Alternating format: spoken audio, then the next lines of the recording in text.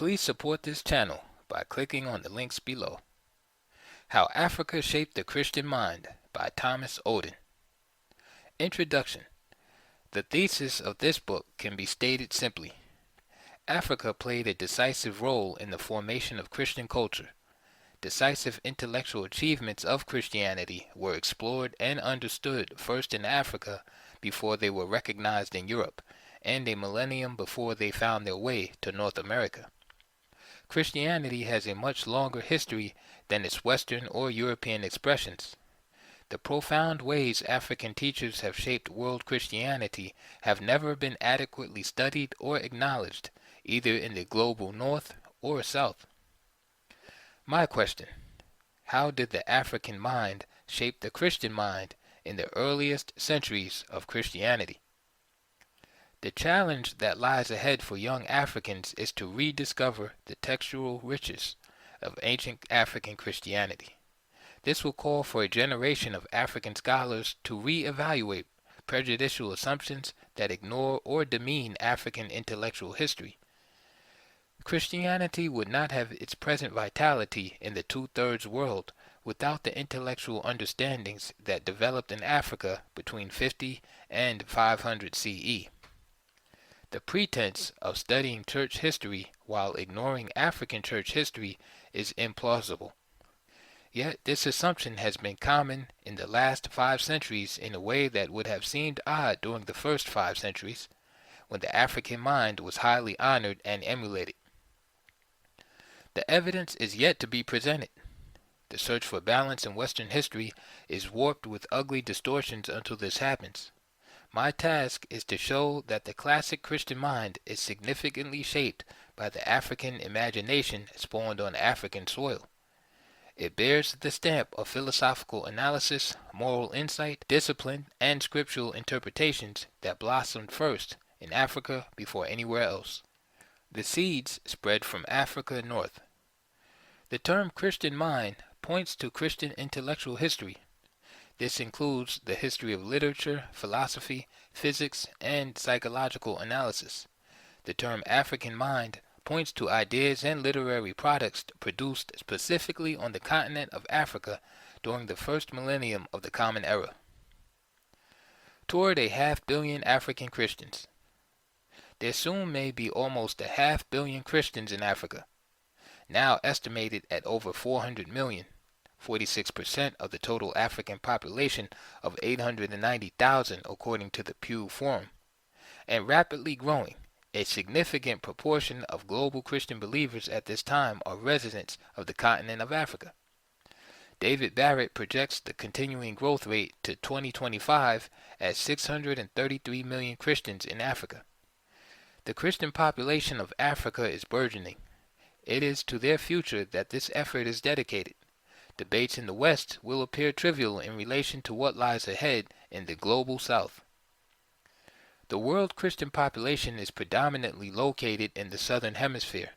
That is amply demonstrated already by the careful demographic and sociological writings of David Barrett, Rodney Stark, and Philip Jenkins. Europeans and North Americans are cautiously realizing that the future of Christianity lies far more to the south of the equator than to the north. Yet Christians of the global South have had far less opportunity to appreciate or even learn of their history than have Western Christians. This is especially so for Africans. The remedy is better historical inquiry, not slipshod history or the ideologically charged tweaking of historical evidence. All Christians on the continent of Africa have a birthright that awaits their discovery. But in subtle ways, they seem to have been barred access to it as a result of long-standing preconceived notions and biases. So their heritage has remained sadly unnoticed, even in Africa. Not only Westerners, but tragically many African scholars and church leaders also have ignored their earliest African Christian ancestors. Some have been so intent on condemning 19th century colonialist missionary history that they have hardly glimpsed their own momentous pre-modern patristic African intellectual heritage. Even black nationalist advocates, who have exalted every other conceivable aspect of the African tradition, seem to have consistently ignored this patristic gift lying at their feet. Ordinary African Christian believers deserve to have a much more accessible way of understanding early African Christianity, its faith, courage, tenacity, and remarkable intellectual strength. That is why this story must be told, told now, and told accurately. An epic story. The story of early African Christianity needs to be told to African children in villages and cities. The story deserves to be told in a simple way. Though it will be heard by a global audience, it first must find a way of reaching the African child. Replete with intrepid characters and surprise endings, this is a story of heroic proportions. Not a myth, but a real history. The actual story of African believers faithfully facing life and death choices, centuries of demeaning slavery, and intractable dehumanization. It is timely today for African mothers and daughters, fathers and sons. Its time has come. The core plot is not difficult to grasp. Out of a continent of suffering has come an understanding of suffering transformed by compassion. A story of death resurrected, life rising from the grave. It is the story of anyone who has grasped the meaning of history from the point of view of the cross and resurrection. The story begs to be told in its factual truth, so that the heart of it can be grasped easily by anyone. This story is laden with mystery, full to overflowing with unanticipated providences, heavy with sacrifice and miracle, with unforeseen twists and turns, unrepeatable choices to be confronted, and learnings to be treasured. The story hopes to find especially that single hearer who has witnessed a good creation that has radically fallen and been radically redeemed, and yet is puzzled over the mystery of the continuing power of evil in that creation. This touches something deep in human wonder. It is powerfully dramatized in narratives of early African saints and martyrs who demonstrated the capacity to overcome. Their stories illumine personal struggles everywhere. Hence, this is not a story for a Christian audience only. It is not intended to be heard only by those already convinced, nor is it a story whose audience primarily resides in academic settings. It is for seekers, skeptics, and for those convicted, but especially for the children of African villages.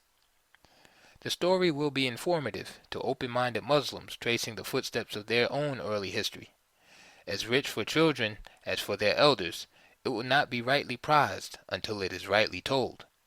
Nor is this story just for a Western audience. I hope it will find ready hearers first on the African continent and equally in Asia. Global Christian believers are intrigued by modern Africa, but most have not thought of it in the light of its astonishing ancient history. Least of all have Africans had the opportunity to hear their own full story told. Since literacy levels remain low in some parts of the continent, this story must also be recounted on recording devices in indigenous languages. Creative visual formats will also be used, as they have been in AIDS awareness and ecological education. When I speak of early African Christianity, I am referring to all the early forms of Christianity in the first millennium in the 4 billions of square miles of Egypt, Sudan, Ethiopia, Eritrea, Libya, Tunisia, Algeria, and Morocco, and possibly further south than we know now. The geography of the continent shaped the fact that African Christianity first appeared north of the Sahara in the first millennium, and then its second millennium saw exponential growth in the south. Both North and South have been blessed by an enduring heritage of centuries of classic Christianity. Early African Christians spoke many indigenous languages and were not limited to the major commercial languages along the Mediterranean coast. Out of Africa. African Christianity is no less ecumenical by having grown up on a particular continent. African Christianity has arisen out of distinctly African experience on African soil. Those who have most suffered for its genuine depth and continuity have been born as Africans and have struggled in African cultures nurtured within untold generations of indigenous African experience. They are not imports from outside. They have felt the sweat and known the thirst of African deserts and mountains. The global Christian mind has been formed out of a specific history, not out of bare bones theoretical ideas. Much of that history occurred in Africa. Cut Africa out of the Bible and Christian memory, and you have misplaced many pivotal scenes of salvation history.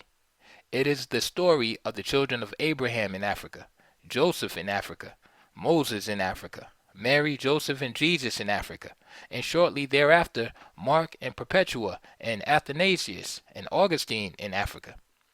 The truth of Christianity has always been told in story form. It is a narrative of God's work in creation and history. Christian truth is shaped by the specific memory of the apostles' story about what happened with Israel and Jesus. Among the chief patterns for interpreting the apostolic writings were those hewn and refined in Africa before they found a home in Europe or the Near East. This is the sweet kernel of the grain that fed Christian intellectual history before Constantine.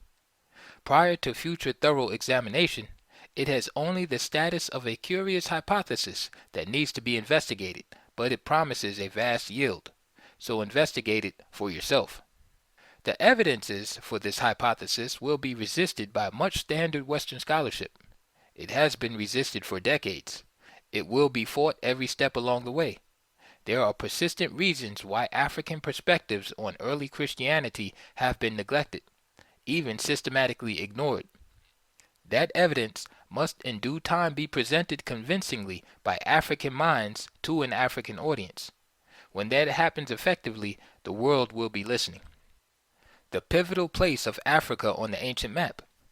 The early Christian historical memory was formed on three land masses: Asia, Africa, and Europe. In this respect, it does not differ from textually recorded human history, which formed in the conjunction between these three great spaces. Only three, not seven. That came later. They meet at a single physical point, the historic crossroads of Jerusalem. By Asia in the ancient sense, we refer to Palestine, Syria, Anatolia, and all that lies east. The term Asia was used by the Greeks long before the Turks inhabited the western edge of the peninsula we now call Turkey. Gradually, the term Asia became extended to refer to the great Anatolian plain, and as far east as anyone could see or imagine. In Roman times, the Near East goes up to the Euphrates, and the Far East beyond the Euphrates to the Indus Valley, and down the Indian subcontinent to Kerala. This is how the term Asia was defined in antiquity. By the 6th century, the known world would stretch east all the way over the Silk Road to China. That is clear from the crude maps and the primitive geographies of late antiquity. The Greek word Asia stuck, and even today by Asians, Asia is still regarded as the entire continent from the Anatolian plain east all the way to the Pacific Islands. Judaism and Christianity have their roots in the story of a people formed in the interface between Africa and Asia. Jews and Christians would travel from Egypt to Jerusalem to Samaria to Antioch, and from there to the uttermost parts of the earth. And from Pentecost on, Africa would always have Christians. From the 1st century, there are references to Apollos of Alexandria, and the Libyans at Pentecost, and Simon of Cyrene, and Ethiopian believers. These 1st century African witnesses have continued without cessation all the way to the living testimony of African witnesses today. No African century since Apollos has lacked Christian presence. Neither Jews nor Christians are new to Africa. Both covenant peoples remember a history of salvation that had its earliest beginnings in the crossroads of two continents, Asia and Africa. From that same crossroads would come Islam in the 7th century of the first millennium. By Africa in its ancient sense, we refer to the massive continent that stretches far to the south of the Mediterranean. Geographically, Africa is a continent.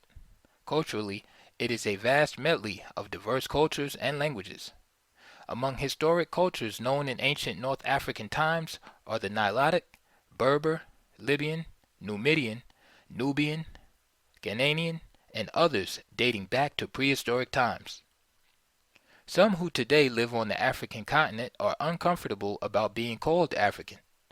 They would prefer to be identified as Ugandans or Egyptians or Nigerians. But the most fitting way of speaking of all these millennia of ancient and modern cultures remains the term Africa, whatever may be its etymology. The majority of Africans and non-Africans call this continent Africa, so I will use it unapologetically as a geographical description, a single continent, aware that there remain many tensions and incongruities within that single designation. By Europe, in the ancient sense, I refer to the territory north and west of the Straits of Byzantium, still considered the division between East and West. Europe stretches all the way from Thrace to Ireland, from Sicily to Scandinavia. Each of these three land masses was symbolized by a leading city in the maps of late antiquity. The three great cities that pointed beyond themselves to these three continents were Rome, Alexandria, and Antioch. At its zenith, the Afro-Hellenic city of Alexandria was larger than either Rome or Antioch, and of far more importance in the world of ideas, literature, and learning. Alexandria stood for centuries as one of the three leading cities of the ancient world. It should not be surprising that the Christian leader of Alexandria came to symbolize and represent all Christians on the continent in terms of ecclesiastical organization. It was analogous to Antioch representing Asia, and Rome signifying the voices of the leadership of the North Mediterranean that would later, with Charlemagne in 800 CE, emerge as a quasi-literate amalgam of emerging cultures gradually forming into medieval Europe. Today, there are many cities that have taken the place of Alexandria as symbolic of Africa: Nairobi, Cairo, Lagos, Johannesburg, among them. In the ancient world, there was only one other claimant alongside Alexandria that was internationally recognized on the African continent as representative of a significant part of Africa, and that was Carthage. For early Western Christianity, Carthage was the key city. For those east and south of Libya, it was Alexandria. But even in Carthage, the church observed high respect and honor toward Alexandria due to the fact that the Church of Alexandria was founded by an original apostolic eyewitness, Mark. The difference between Carthage and Alexandria was that Carthage had no known first-generation apostle comparable to Mark. Without a known figure from eyewitness New Testament times, Carthage gratefully acknowledged the prior apostolic leadership of Alexandria, which was respected everywhere any African Christian might have lived in the first millennium. In this way, the whole of the vast and largely unknown continent of Africa became symbolized by the largest city in the ancient world, Alexandria. This is why Alexandria cannot be detached from Africa. Two rivers, the Nile and the Magerda, seedbed of early Christian thought. Many Christian ideas and practices traveled north to Europe from the Nile and the Numidian traditions. Nilotic and Numidian cultures are the epicenter for the pre-European history of Christianity. This is symbolized by two mighty rivers.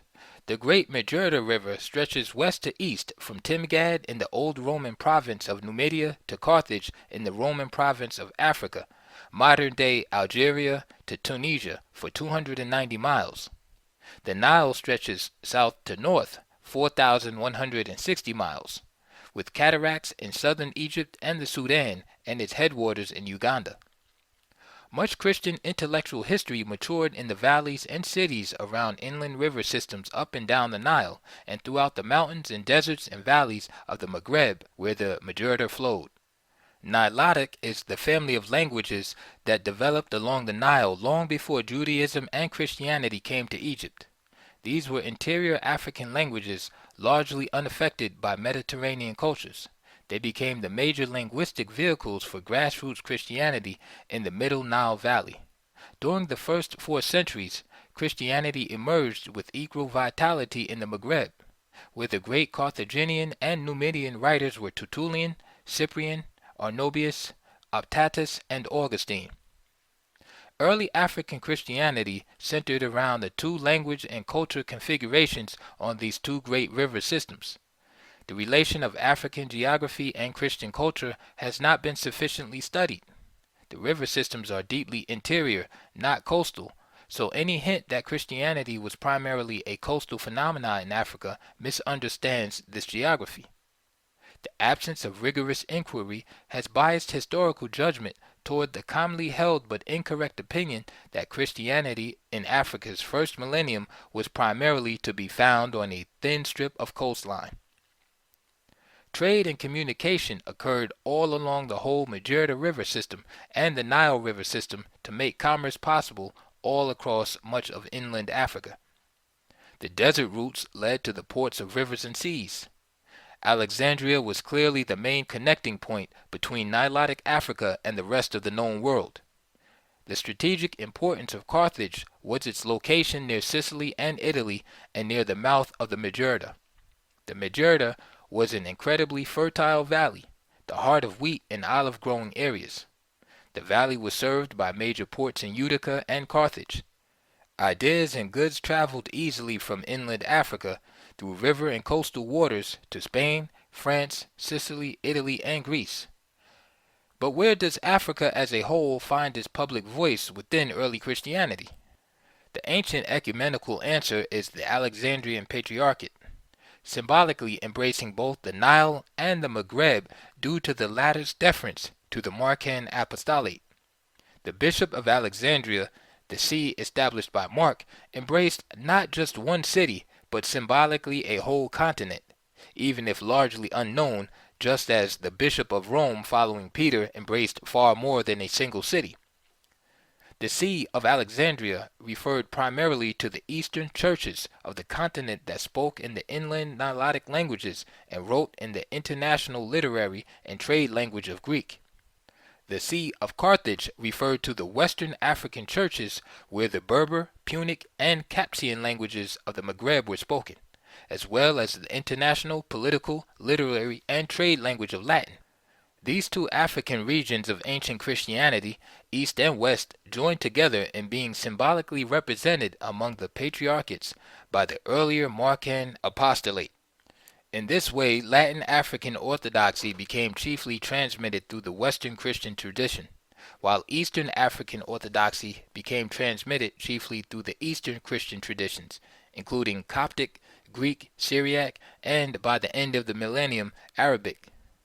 Through the rapid spread of the monastic movement, the African ascendancy in ideas would reach quickly northward to saturate the Palestinian, Antiochean, Syriac, Greek, and Armenian traditions of the 4th century, and by the 5th century, Gaul and Ireland. By sea and land, early Africa significantly shaped the basic layers of both Eastern and Western traditions of Christianity.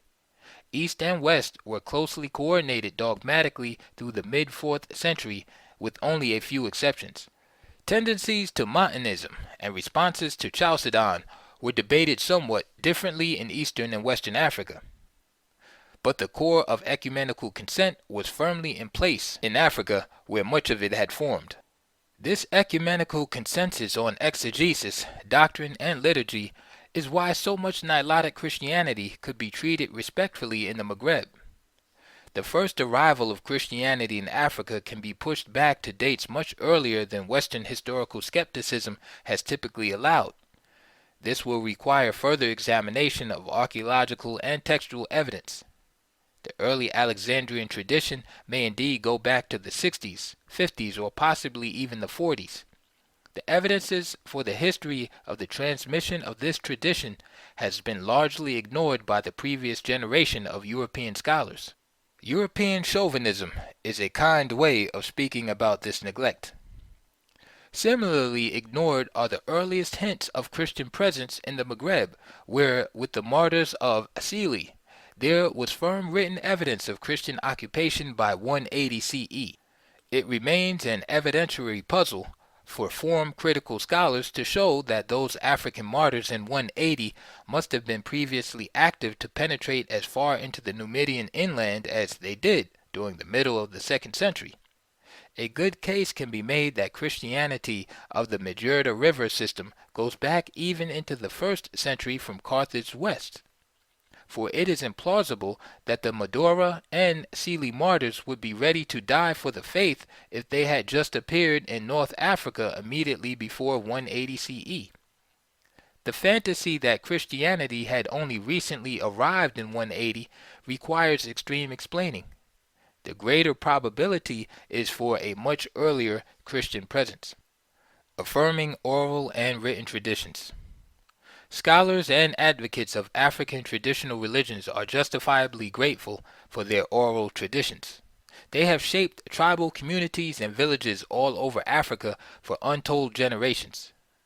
The genre of African traditional religions has sometimes been defined so narrowly as to rule out the great written traditions as if they were not also truly African and not so profoundly traditional African. The sad result is that it is sometimes wrongly assumed that African traditional religion largely lacks written texts. That premise is a huge mistake, but it nonetheless has been wrongly taken by some for a fact. African traditional religions south of the Sahara were largely conveyed by oral means. When viewed from north of the Sahara, the African traditional religions were conveyed historically by both oral and written traditions. The written records of Christians in Egypt and the Maghreb are vast and important. This has weighty bearing on many vexing issues: African Christian identity, Muslim-Christian relations, the mending of the distance and alienation between northern Africa and sub-Saharan Africa. If we fast forward from ancient to modern Africa, we find that the interface between oral and written traditions has become a decisive issue. The current dilemma of African Christian theological identity hinges significantly on how it is solved. The Bantus, as a test case, have migrated from Central Africa steadily south to new territories in the far south since the 17th century. They relied on oral tradition until the 19th century. The Egyptian Christians have steadily resided in the Nile Valley for almost 2,000 years. Could it be said that Bantu oral traditions, only arrived in parts of the South within the last few centuries, are more an expression of African traditional religion than Egyptian Christianity? That requires an odd definition of traditional African religion, a better definition of which would include both Bantus and Egyptian Christians.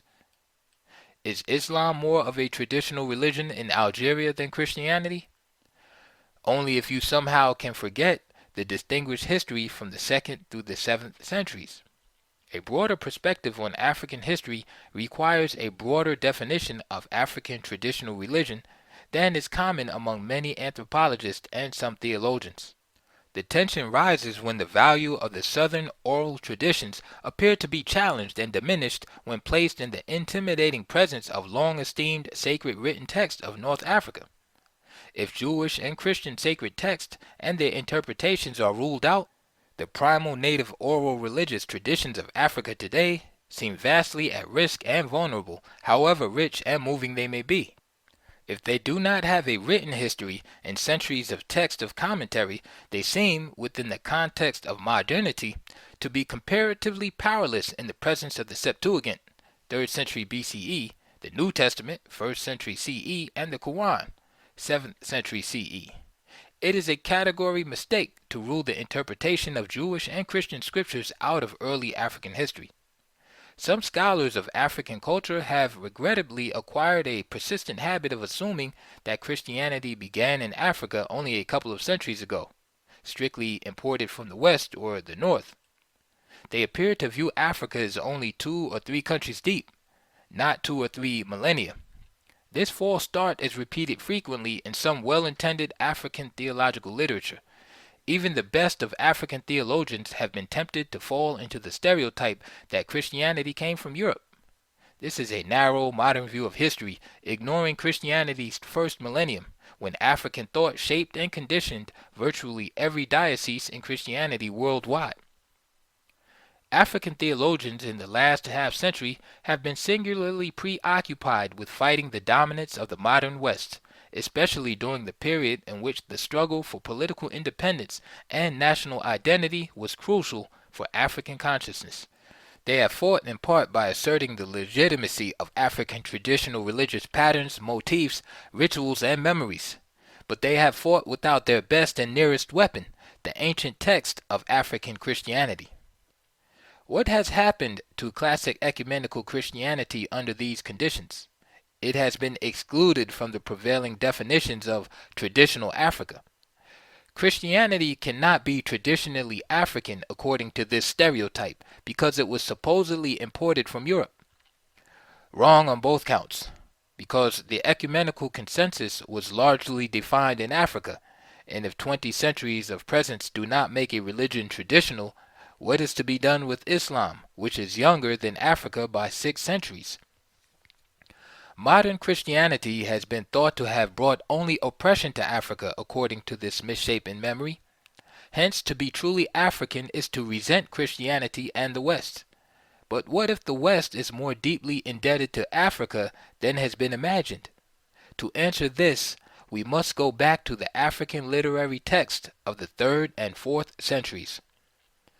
What follows is an attempt to rework this misinformed premise on the basis of a series of clearer descriptions of the historic relation of Africa and Europe. Self-effacement and the recovery of dignity.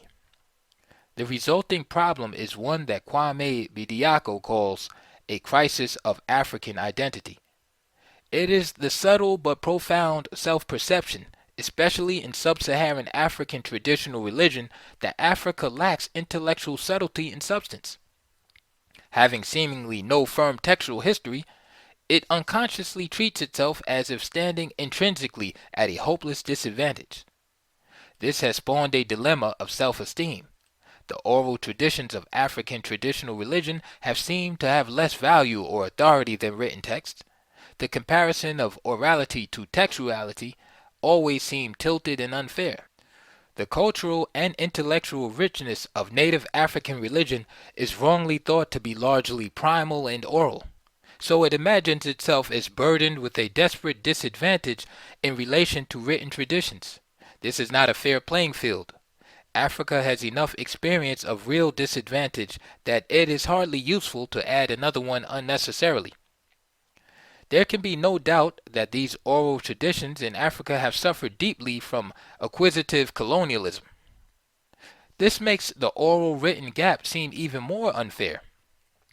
When victims are tempted to view themselves as entirely victimized by others' domineering wills, then the sense of immobility and despair takes deeper hold. The movements of African national independence have been rightly determined to break through the power of this despair. But lacking the historical wisdom that is rightly its own African achievement and possession, even though ignored, it often seems a despairing struggle against despair. If all religious truth in pre-Christian, pre-colonial Africa had in fact been transmitted orally, there might be some plausible rationale for defensiveness. Africa would then appear to have only or mostly an oral tradition to offer to global Christianity and world intellectual history. This muted despair is a prevailing subtext in the popular literature on African traditional religion, despite heroic efforts to overcome it. While the primal oral traditions are multi-generational and powerful, they vary greatly from locale to locale. Meanwhile, they are confronting the awesome lure of religions of the book, Christianity and Islam. Serious attempts have been made to state the general characteristics of African traditional religions, but they tend to fall short of the wide variability and diversity of the local phenomena. This feeling of vulnerability characterizes much of the rhetorical defense of African traditional religious consciousness as it stands in the face of Western modernity with its intimidating technology and long historical written traditions. This defensiveness can be overcome by more accurately reconceiving African traditional religion to include some of its most stable and durable components, Islam and Christianity. Both Islam and Christianity do well to develop more, not less, respect for what is commonly called African traditional religion. The missing link, the early African written intellectual tradition. There is, however, a pre-colonial African Christianity that does not depend on either Western or European sources. It is a rich and thoroughly African written intellectual tradition of the highest quality. In the period of its greatest vitality, the first half of the first millennium, The African intellect blossomed so much that it was sought out and widely emulated by Christians of the northern and eastern Mediterranean shores. Origen, an African, was actively sought out by the teachers of Caesarea Palestina. Lactantius was invited by Emperor Diocletian, 245 to 313, to be a teacher of literature in his Asian palace in Bithynia. Augustine was invited to teach in Milan. There are dozens of similar cases of intellectual movement from Africa to Europe. Plotinus, Valentinus, Tertullian, Marius Victorinus, and Pachomius among them. This point must be savored unhurriedly to sink in deeply. The Christians to the south of the Mediterranean were teaching the Christians to the north. Africans were informing and instructing and educating the very best of Syriac, Cappadocian, and Greco-Roman teachers. This flow of intellectual leadership in time matured into the ecumenical consensus on how to interpret sacred scripture and hence into the core of Christian dogma. The common misperception is directly the opposite, that intellectual leadership typically moved from the north to the south, from Europe to Africa.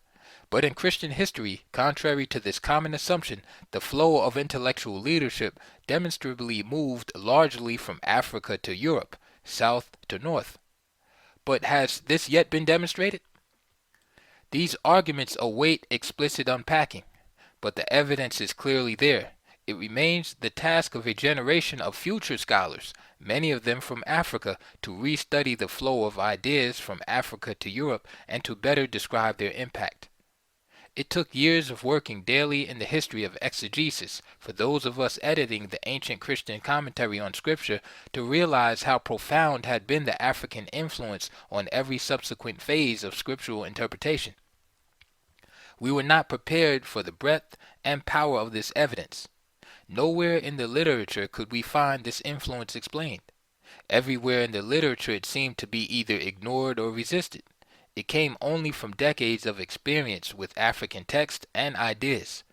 Finally, we learned to trace the path back from Antioch, Jerusalem, Constantinople, Nisibis, and Rome to its origins in Africa.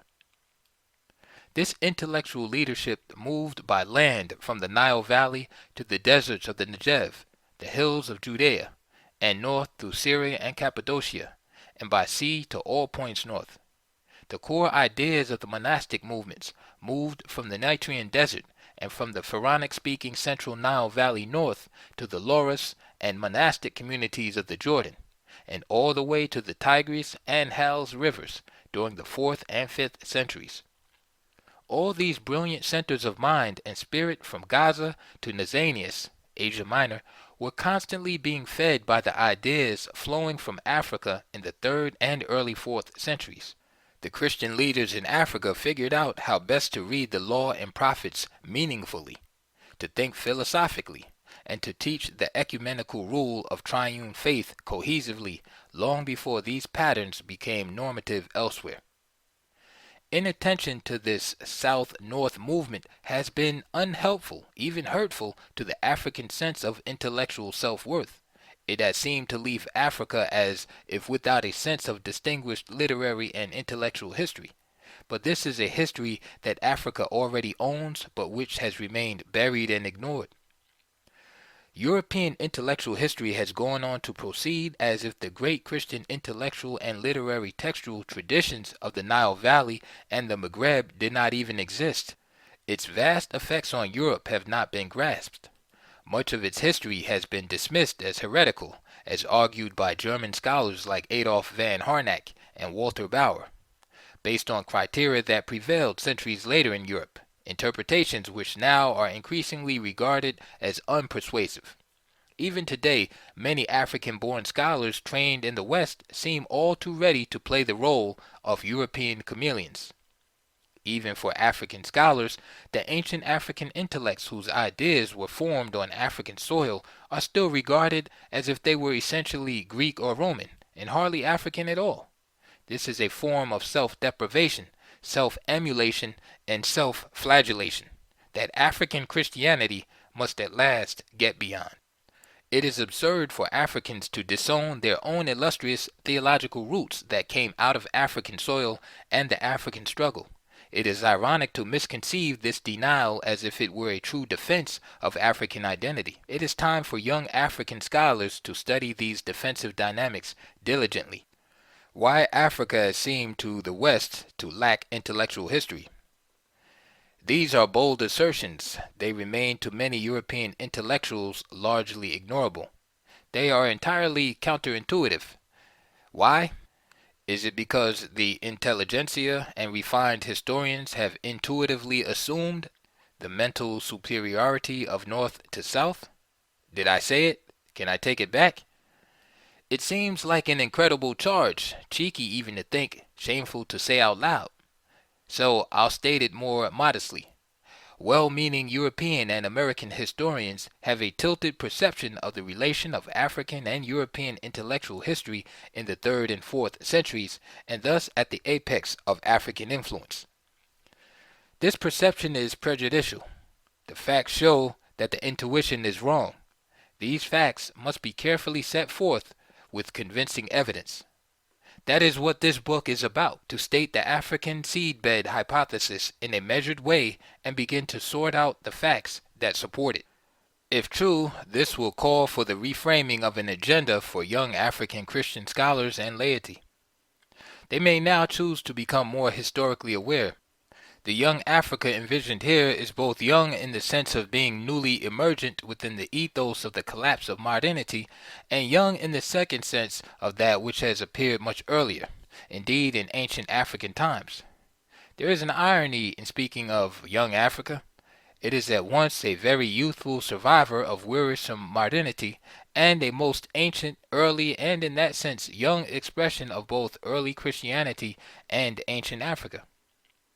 If ancient Christianity is not yet indigenous, then the 17th century arrival of many Bantus in Zululand is not yet indigenous. If first millennium Christianity is not yet traditional in Africa, then the 7th century arrival of Arabic cultures to Africa is not yet traditional.